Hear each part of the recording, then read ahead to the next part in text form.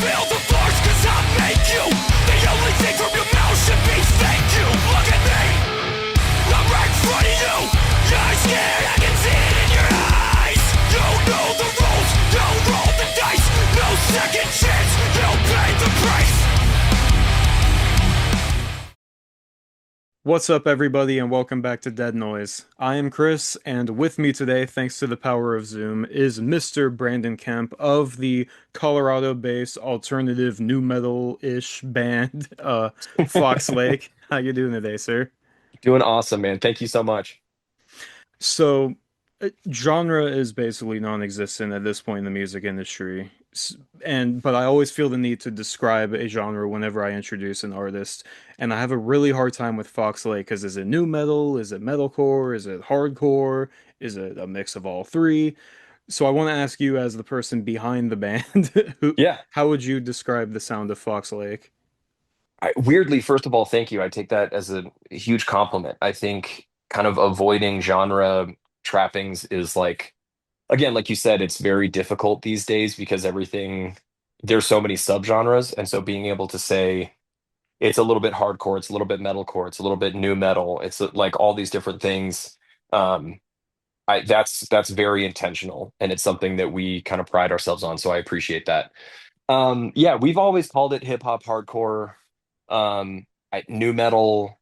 There's definitely metalcore in there, so we're not terribly concerned with like the labels as far as whether or not people are going to check it out based on that or like how they perceive the band based on what we put forward. I think just listening to it and making your own decisions. Not that it's anything that's like so avant-garde or, so out of left field that you couldn't possibly put a title on it. But like you said, there's different blends of different things, and so it's hard to lock down, exactly what best kind of encapsulates all of that because it's new metal, hardcore, metalcore. I like is like kind of somewhere in between those three.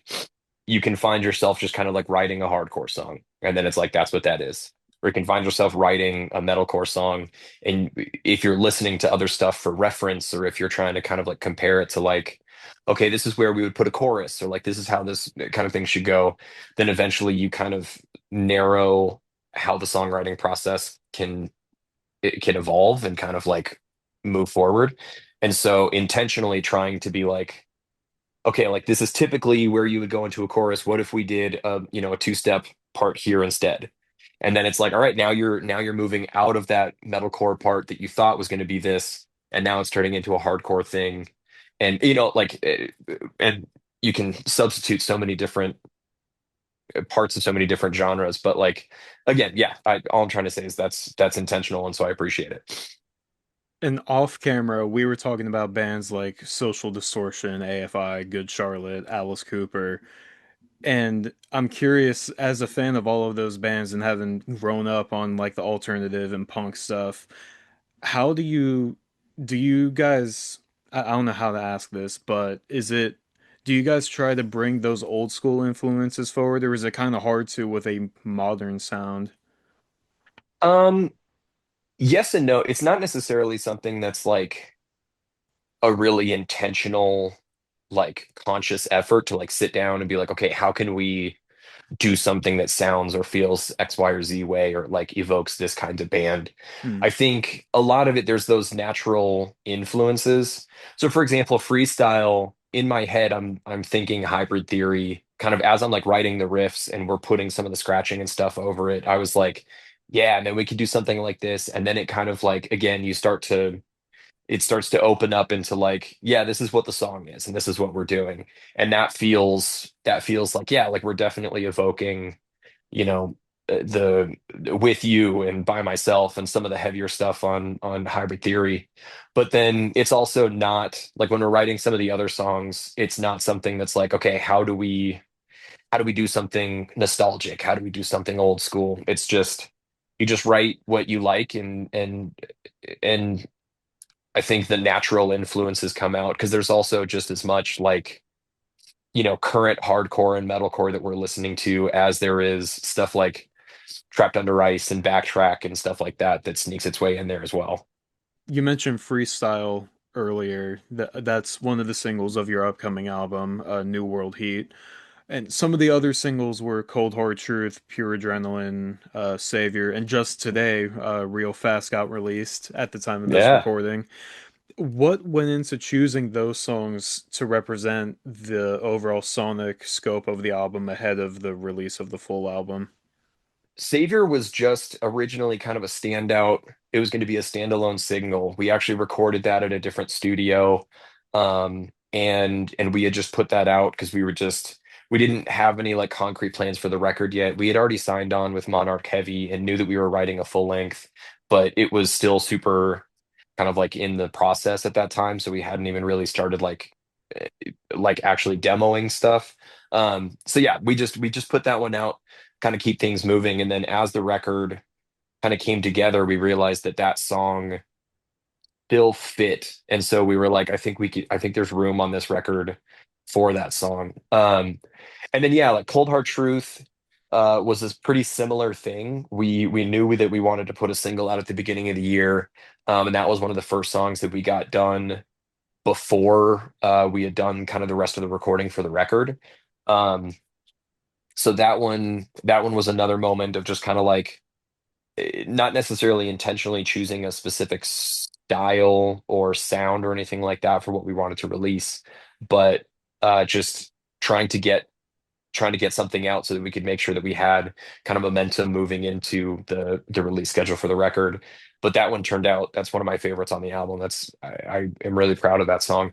But then from Pure Adrenaline, Freestyle, and Real Fast, uh, that was a much more kind of, we had all the songs on the record and we went back and kind of picked out how we wanted stuff to be released.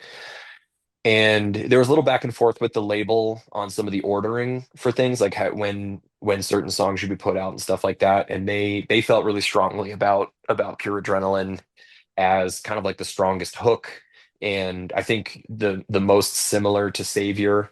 It definitely had kind of like a wider uh audience, I guess, that so that felt like a solid one for the album announcement. But Freestyle was one that we were all really excited about because it was kind of a new, even though it's stuff that we've done, hints of on previous releases, it was kind of the best version of kind of like new sounds that we had for the record. And we wanted people who had been listening to us for a long time to hear something and still be surprised and not be like, yeah, like, it sounds like Fox Lake. You're like, I know what I'm getting.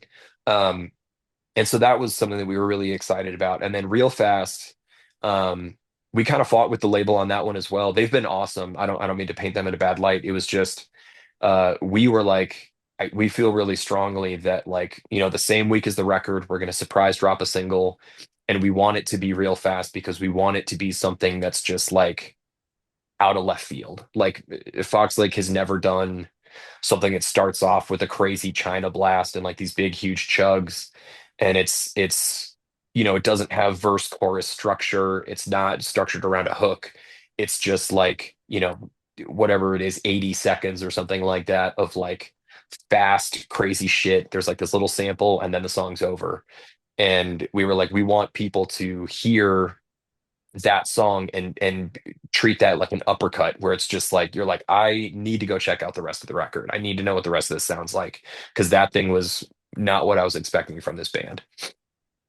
And how did the writing and overall recording and creative process for this album compare to that of your debut record from 2020, Silence and Violence? Fantastic title, by the way. Still one of my Thank you so favorites. much. Yeah, a little Notorious B.I.G. reference. Yeah, Silence and Violence was kind of a weird. I think most bands have this sort of thing for their first record where there's not a timeline associated with it. So that record was kind of written over the course of like 3 years. You know what I mean? Mhm. Like it was like it came out of just us trying to put a live set together so that we could play shows. And so it's like those songs were just kind of whatever we had lying around at the time. And then we added a couple things. And in my mind, we don't even really consider that to be our debut record. just because it was such a like there's like two interludes on there. There's only a handful of songs. It's only 8 songs to begin with, so it's like it's kind of just like an extended EP. And it was so early on in what we were doing that it was so kind of like experimental. Like we didn't really know what kind of band we wanted to be. Um, and so there's a lot of, you know, just putting feelers out. It's like maybe we'll try a little bit of this, and who knows, like maybe we'll put this on there. And there's plenty of that on New World Heat, but it's less experimental and more broadening horizons, if that makes sense. The difference Hmm. between like, I don't know, let's give it a shot versus like, yeah, like kind of a choice to like walk down this path for a couple of steps for this song. Um, and yeah, I think so for this one, we had demos. I had something like 32 demos written going into the process for this album, ranging from like full songs to like 10-second like voice note clips on my phone of me being like dun da da dun dun, which is how so many of our songs start. But when we booked time with our buddy Connor again from Mugshot, like we mentioned before we started recording, we had I think 3 weeks of pre-production, and then we had like 3 weeks of tracking. And going into pre-production, we went through with like 30 songs and spent those 3 weeks basically filtering out everything that we thought, what we refer to it as like whether it was like up to temperature, because Hmm. we knew before we had even started writing the record, before we had any lyrics, before we had anything like that, we had kind of talked over how we wanted it to feel. And New World Heat was the kind of like that was sort of like a working title for a long time, because it was like how we wanted the record to feel was we wanted there to be this kind of palpable energy and this temperature to it, this heat. um and we wanted it to feel fresh, and we wanted it to feel like we were pushing into new places. Also, obviously, kind of like from a political standpoint, the idea of pushing into new modes of thinking, and this idea of a new world, coming out of the ashes of something that had been burnt down, that desperately needs to be. So we went through all of those demos and literally were like, okay, does this like this might be cool, this might be a sick hook, this might be a cool breakdown, whatever, but is it is it evoking that heat? Is it something that's new? Is it something that's fresh? Is it something that's hot? Is it something that's, tangible and energetic and intense? And so we whittled everything down to I think like 15 or 16 songs, so more than half. And then we recorded all of those in January, and then cut even a couple of those that once we had gotten all the lyrics and everything in there, we were like, I still just don't know if this is kind of like up to par with where we want it to be. And that was also intentional, because we could have padded the track list and it could have been, a 14-song album or a 15-song album, and that would have been fine. But we wanted it to be all killer, no filler. We wanted everything to have a very specific place and role on the record. And we didn't want there to be anything that's like, you know, you get into your track 8 lull of like, yeah, like I got it. And so it was very intentional and also difficult, because it's those are your children. Like you spend time and effort and creative energy kind of pouring into this thing. Then it's like, it's just not where we need it to be. And so it just ends up in a hard drive somewhere. It goes in the hard drive purgatory. Exactly. And off camera, right before we started recording, I was like, "Oh, the release date came up quick," and then you're like, "Yeah, it feels like this record took forever to come out, though." So how excited are you for it to finally be out to the people? Dude, I absolutely cannot wait. I'm like, there's the kind of the the jitters, there's some nerves going into it that um we're just so excited to have this out. And I think a lot of people have been waiting for a long time for a full length from us, which means the world to us that people are still paying any attention. And like you read the comments of people being like, oh, this is going to be album of the year, or like stuff like that. And it's like, man, I really hope that they like it. Like I hope this thing doesn't suck. And we've joked that like at this point we've heard so many versions of this album, coming from like again starting off with like demos of like some shitty recording that I took on my phone of like a quiet amp that I had to play in my apartment without letting it get too loud to like offend my neighbors and stuff. Like it's like that riff then turns into a whole kind of like pre-pro demo, and then you rewrite that demo, and then that turns into like the working instrumental demo. Then you add lyrics, then you end up changing stuff, and then then it's like, okay, now that demo is done, but then you have to get it mixed, and then you have to get it mastered, and then there's different versions of the mix and master, and then you add your production, and you've got samples, and you've got scratching. And so like the songs just change so much over the course of like from the beginning to the end, and especially just over the course of the album, getting through everything, it just, I've listened to it hundreds of times at this point, and so it's like I don't even know if these songs are good. Like I don't even know what this sounds like anymore, because it's turned into this like white noise. And so it's really exciting every time we get to release music, because you get to see it through other people's eyes. You get to see what they see in the songs that you're putting out, which is really cool. Sometimes fascinating, because you're like, I don't know where you got that. Like people are like, oh, this reminds me of this thing, and you're like, really?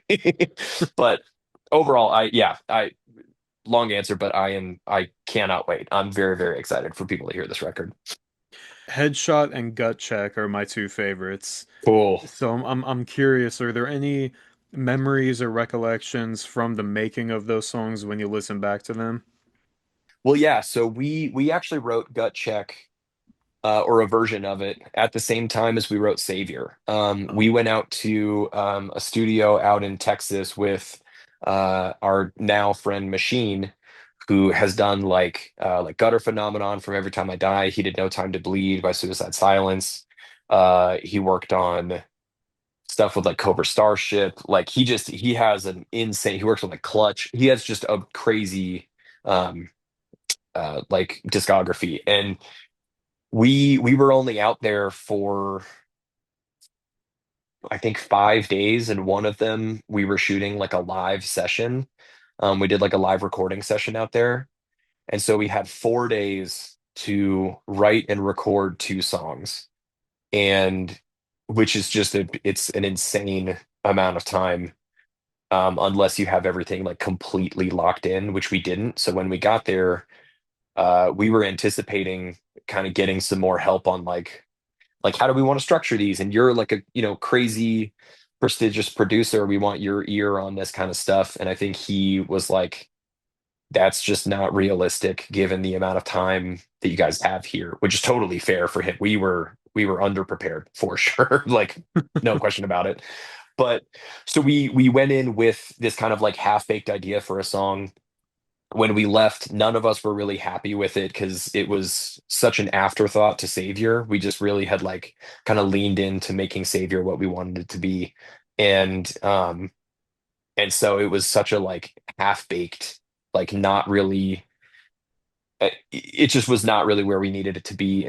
But we knew that it had some really good bones, and we knew that there was some really good DNA in there.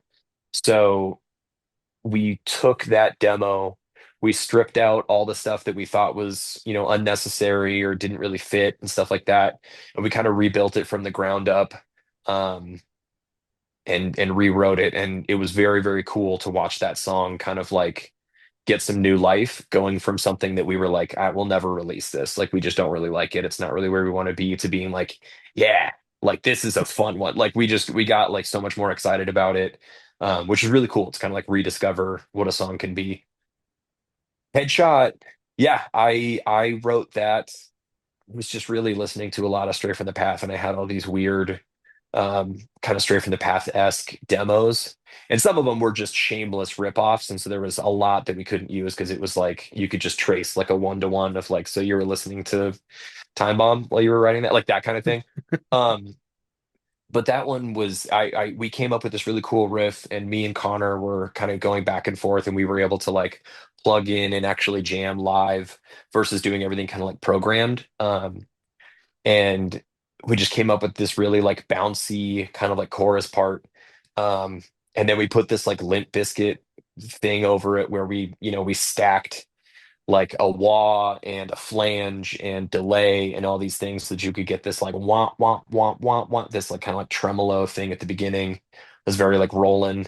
Um, Yeah, so I'm really happy with how that song turned out because that was another one where we didn't really ever have like a lot of the songs we kind of hit roadblocks and you overthink it or you're like maybe we should do this breakdown, maybe we should change this thing or these notes in there, how do we want to do it? And it kind of stalls out for a little bit, but that one we were just cruising and like that one just kind of came together really well. And the fact that Garrett was willing to jump on it was awesome. And what can you tell me about the artwork of the album and how it kind of relates to the sonic and nature of the album and the lyrical content and how they're connected? Yeah. Our buddy Jack Jordan did all the art. He's done all of our stuff since Silence and Violence. So he's done everything in some form or another, which is he's so talented and in my mind such like an integral part of the visuals for the band. Um, we tried to give him just kind of carte blanche and be like, go nuts. Like I sent him the record, or at least I sent him to even start. I just sent him a couple of the demos, and then we had this kind of like this running collaborative note that was literally just like a mood board. So it was just like words and phrases and like chunks of lyrics. And we had like clippings from like magazines and articles that we had seen or pictures from like old skate companies and like anything that we felt contributed to how we wanted the record to look and sound and feel and like the lyrical themes and all that stuff was all kind of in this place. And so we shared that with him and just we were kind of like hands off, like go nuts. And what he came back with was originally we had a couple different like iterations and we were able to like on the first one we're like we love this so let's focus in on this thing and then you kind of take all this stuff off and it's like now you're building around this and it's like okay let's focus on this and then eventually um we just got down to the version that we have now which is like one of my favorite. I love it so much. And yeah, I think there's a little bit of the kind of like wink wink, like fun sense of humor, irony that comes with the sort of new metal aesthetics and stuff from like the 2000s is a little bit nostalgic. It's got like gold chains on it, which is so ridiculous because we're all, you know, just white dudes from Colorado, but like it's got that kind of like ironic humor to it while at the same time referencing like there's this nihilistic aspect of like the nukes with like smiley faces on them. It's like what do you do? I like the world is exploding and everything's fucking crazy and it seems kind of out of everyone's depth, but like there's a second meaning to it, which is essentially if you want anything to change, you have to burn down like the structures that currently exist. A lot of those structures can be external, they can be, actual organizations and corporations and people and things like that that are intentionally preventing your betterment and forward motion. But at the same time, a lot of them can be internal. It can be stuff that's as simple as like inaction begets inaction. If you're not moving, then you're not going to move. And like if you want to change anything, you have to burn away all of the stuff that's keeping you from doing what you want to do. And so the nukes and the chains and the screw, it's like the world is so fucked right now, and there's so much pain and hurt, and there's so much that is preventing people from self-actualization and again forward momentum, while at the same time, once you can get past all of those things, a better world is and has to be possible. It reminds me of like the metronome meme. On like one end it says like a better world is possible, and then on the other end it's we're so fucked, and it just keeps going back and forth. Dude, that's exactly, yeah, that's pretty much dead on. Album of the year, especially in terms of how it actually describes this year. Yeah, no, that's Unbelievable.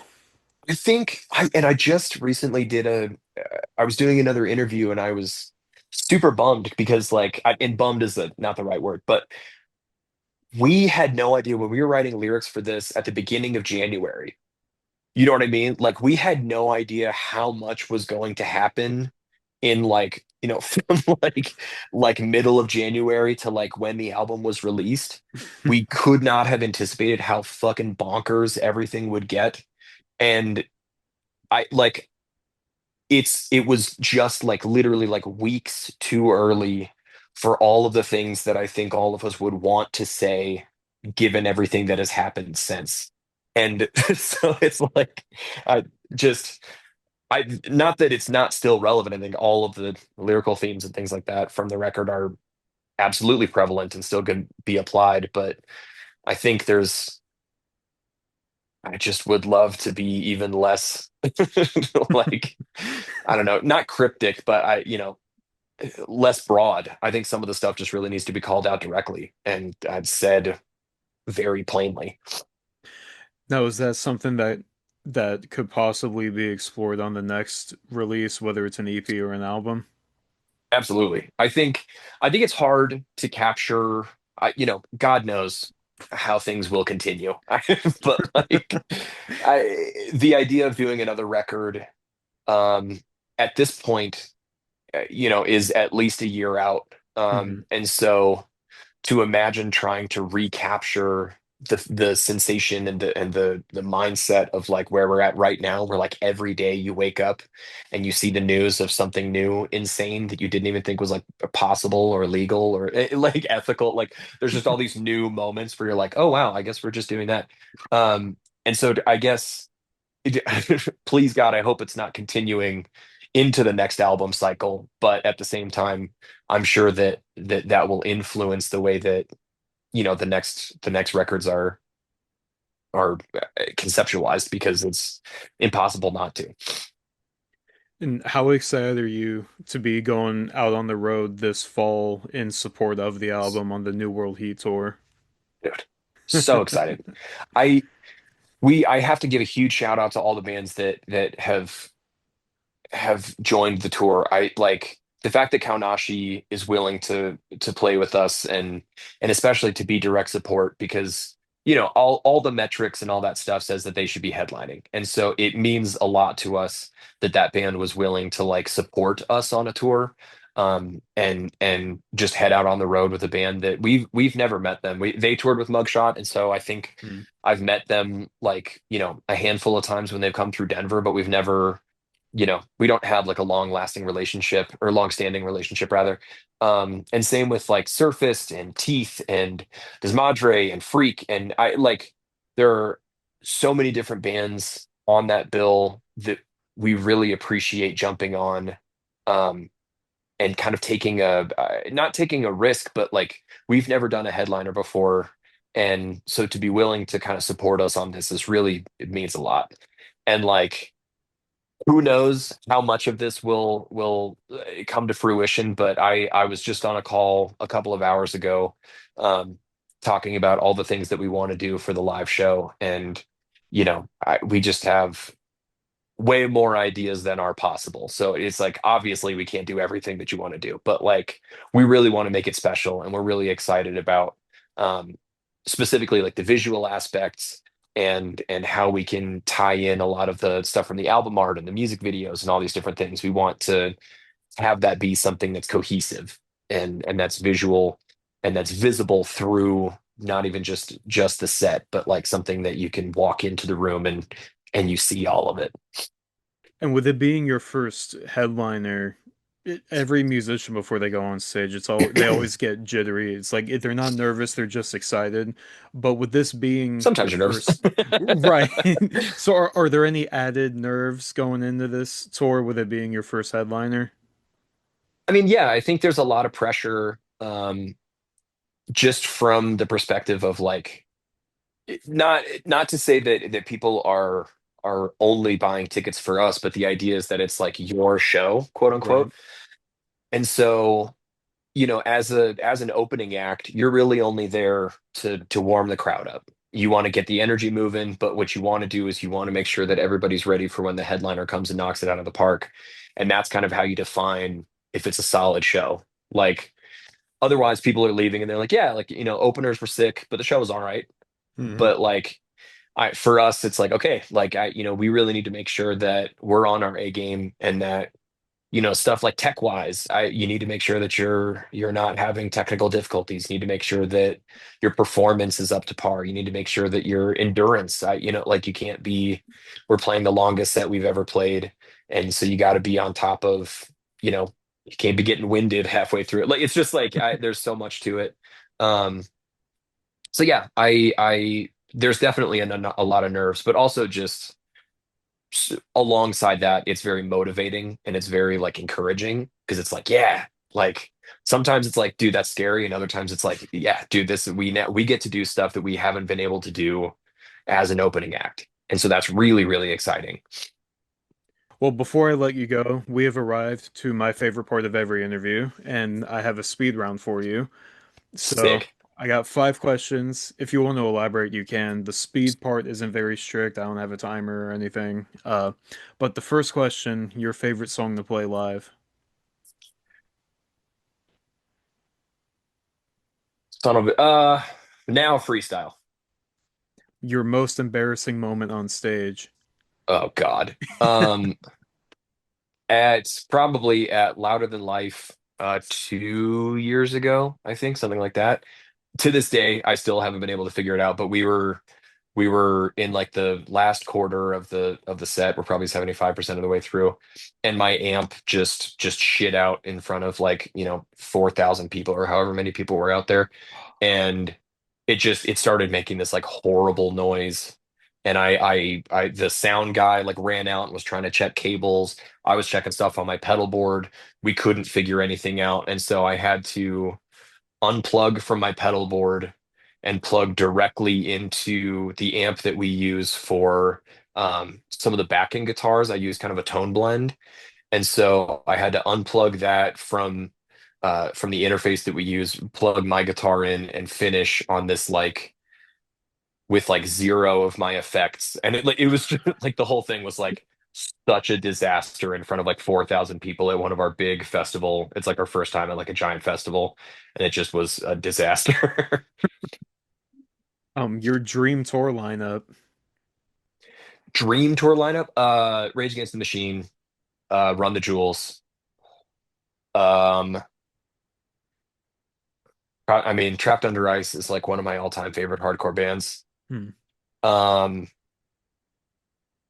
yeah, I'll go with those three. nice. Your favorite thing to do outside of music.